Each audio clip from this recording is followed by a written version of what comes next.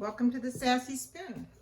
Today we're going to do fried green tomatoes in the air fryer. Simple and easy.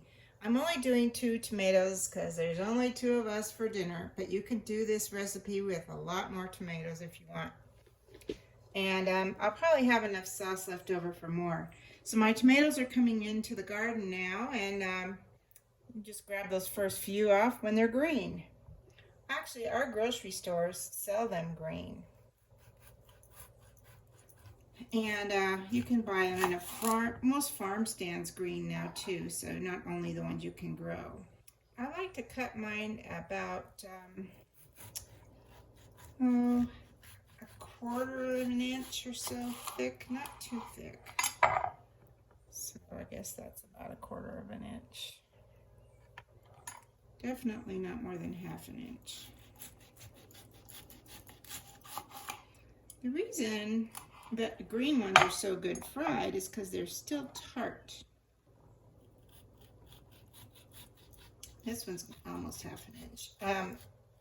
I grow tomatillos, which are always green and they're always tart, but I've never fried them.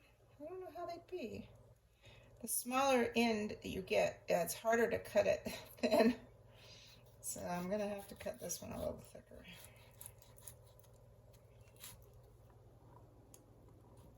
When my kids were little, they called these tomato chips. That one's a lot thicker, especially on that end. That's just the way it's going to be.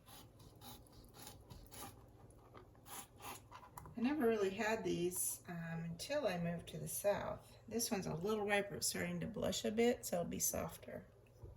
That first one was really hard to cut. Oh, this is pretty hard too.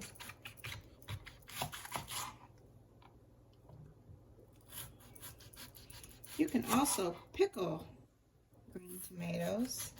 I don't generally, I like to pickle pickles or cucumbers, but a lot of people in the south do pickle green tomatoes. Usually at the beginning of the season and the end of the season is when people like these the best. They're really good at the end of the season because everybody goes out and grabs them off the vines before the frost. Tomatoes will continue to ripen even when you pick them green, as this one you can see is starting to ripen. But they're not as good as when you vine ripen them. Okay, so there we have enough for 2 people. And the rest of these I'm just going to toss.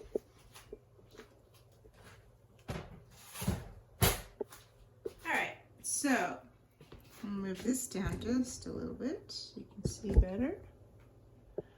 We have our typical 3-step breading setup here. Now, whenever I fry, I always do the 3-step breading process. You don't have to have fancy stainless steel dishes. You can use bowls. You can use any kind of container you want. But I just have these already set up. You use them all the time. So that's what I'm going to do. The first one is just to help everything else stick. That's just plain all-purpose flour. Then I have milk. I usually use buttermilk, but I don't have any right now, so it's just plain. It's actually 1/2 and 1/2, but you can use plain milk. This is just a 1/2 cup, no, 1/4 cup of all-purpose flour, and the rest I'm going to use panko. A lot of times with green tomatoes, I use cornmeal, but the panko makes them nice and crispy, and especially since we're using the air fryer, I thought I'd use this. So I'm going to start with 1 cup. I think I'm going to have to add more than 1 cup here, even though I'm only using 2 tomatoes. I'm going to put 2 cups in, maybe 1 3/4. That should be enough. I'm going to stir it up a little bit.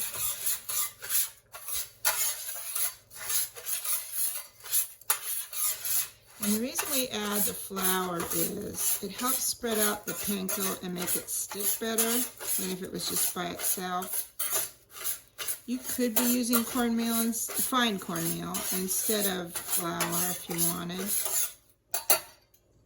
I think we might need just a little more. And this we're going to season. You can choose your own seasonings if you want. You could add some Old Bay in there. You could just salt and pepper. You could add some herbs. Today I'm going to add a little bit of regular sweet paprika. And I'll stir this all up again. This is about half a teaspoon. Got kind of lumpy there. I'm not sure why. It's a Spanish sweet. I'm just going to make sure I mash that up. And we'll stir it up in a moment, but I'm just going to make sure it doesn't clump. And then a little bit of regular salt. But I am going to add some garlic salt too, so I'm not going to put too much in there. And then just some black pepper. I like Lawry's garlic salt. I think it has a pretty good balance of flavor. It has a little bit of parsley in it. I'm partial to Lawry's products. I grew up with them. All right. I like lots of black pepper. And this is breading. It's not going to have a powerful punch no matter how much seasoning you put in it. And we are making a little sauce to go with these. So. All right. So we'll stir that up. And then we'll get to our drench.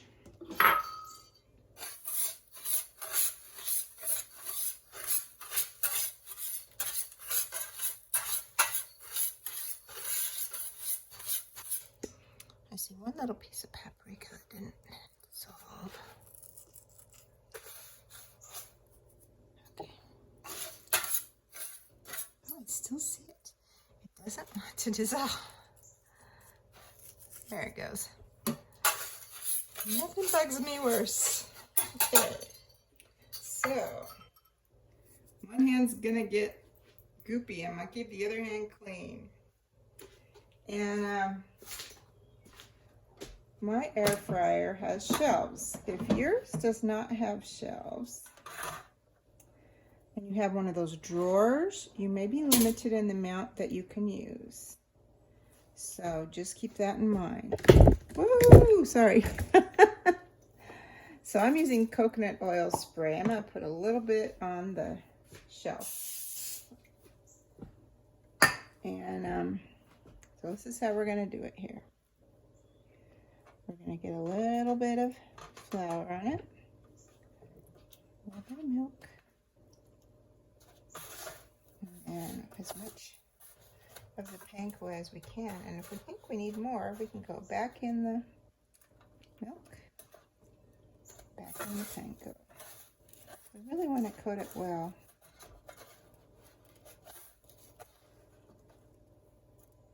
There we go. Set it right on the shelf. We're going to keep doing this until the shelf is full. I'm not going to make you watch every one of them. And then we're going to spray the tops one more time with the coconut spray. And then we'll set it on the French fry setting, because they're going to take about that long to crisp. And we'll come back in just a minute when we do that, so you can watch me put them in. And I think we'll have probably 2 trays with this many. I have 3 trays to my air fryer. So we'll come back and watch when we start it. I just wanted to show you that we had just enough of the breading to cover all these. And I'm going to go ahead and spray the coating on this last shelf. And then I still have to go back in and pull these other 2 shelves out and spray them. Ooh, that one's a little close. I'll put that up on the top. Pull this one out. I always line the bottom pan with foil. It just makes it a lot easier to clean. And in this case, there's a lot of little stuff dripping off.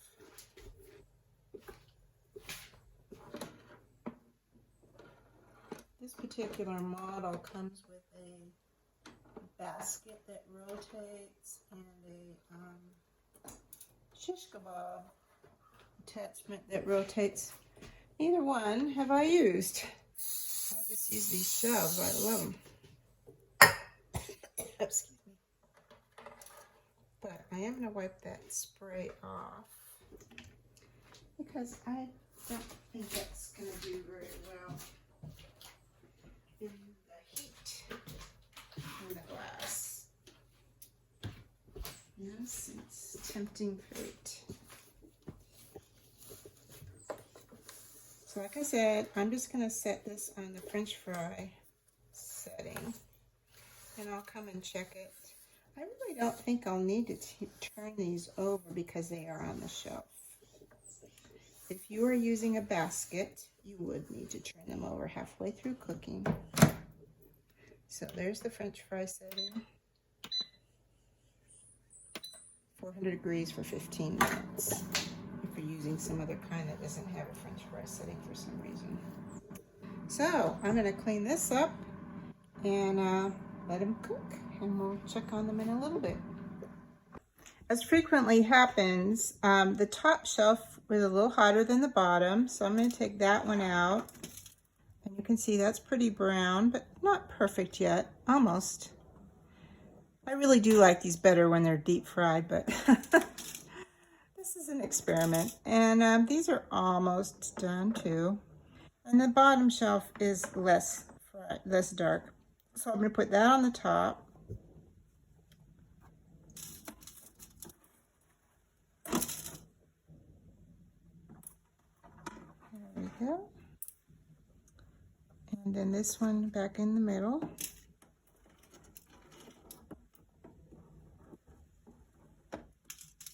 And this one on the bottom.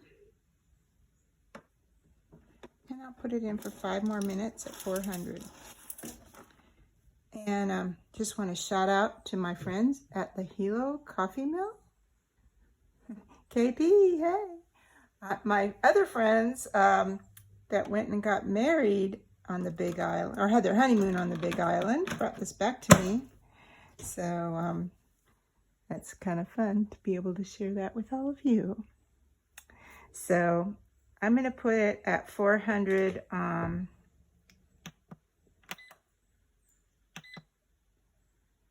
for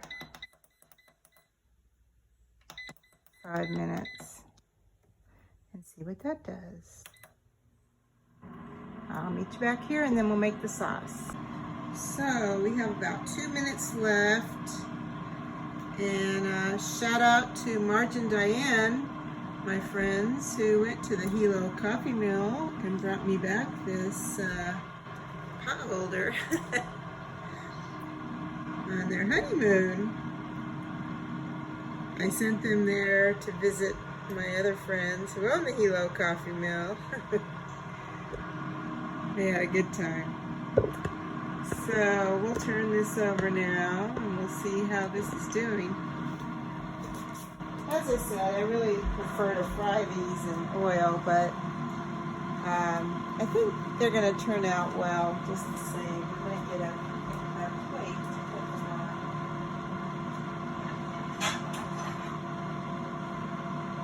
I think they'll still turn out great, and I think the sauce will also be a good accompaniment.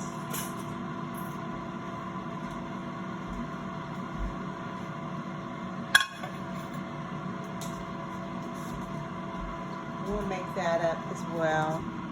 It doesn't matter if you're making a small amount or a large amount. You can keep this sauce. It's kind of like Thousand Island dressing, a very similar remoulade sauce.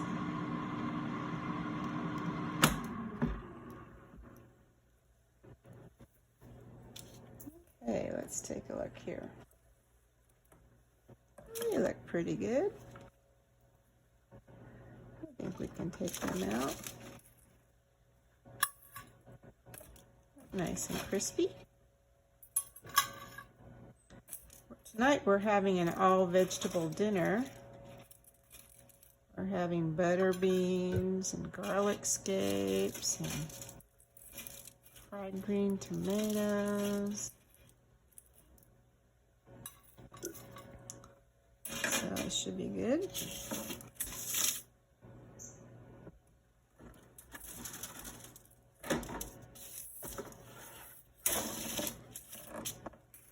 These are the ones that started out on the top, so they're nice and toasty. You get a lot of browning if you spray them with some oil. And the panko does a nice job of browning them also. But like I said, they're really good when you fry them. Air frying's good, but it's not as good as frying. It's still pretty good when you fry them. But anyway, it does save you a lot of calories and fun way to do it. It's always good to give it a good try and see what they taste like. And they do cook well in there. So I'm going to move the camera over and we'll make our sauce up. And like I said, this sauce is sort of like a remoulade or a Thousand Island dressing, so you can save whatever's left and enjoy it. The measurements are kind of loose, so I have about half of a shallot here, and I'm going to use some in my butter beans. So consider it half a shallot, a quarter of a shallot, finely chopped, and about a tablespoon of sweet pickle relish, a very full tablespoon.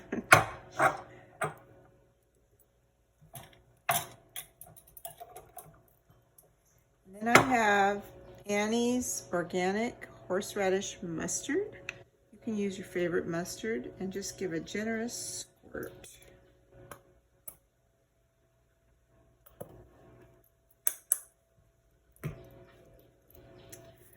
Then we're going to use probably about 2 tablespoons of your favorite ketchup.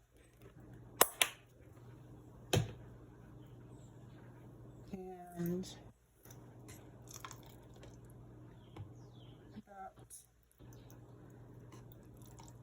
a half a cup of favorite mayonnaise. And you know my favorite mayonnaise is Duke's. It's my only mayonnaise. I think I've told you before, but I used to order this online and have it delivered to me in Hawaii.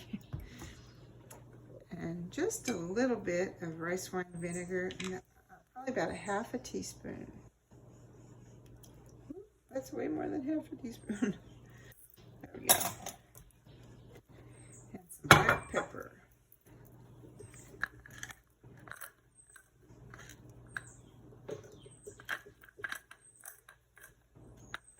There we go.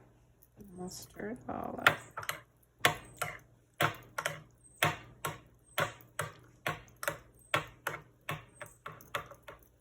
This will be way more than we need just for these tomatoes, but like I said, it'll serve as a nice Thousand Island dressing if you'd like it, or some remoulade sauce for shrimp.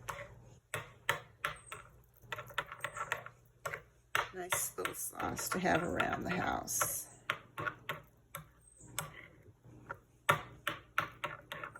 Or if you want to make a lot more fried green tomatoes than I made tonight, you'll have it handy. If you like to make po' boy sandwiches, this will be good on that.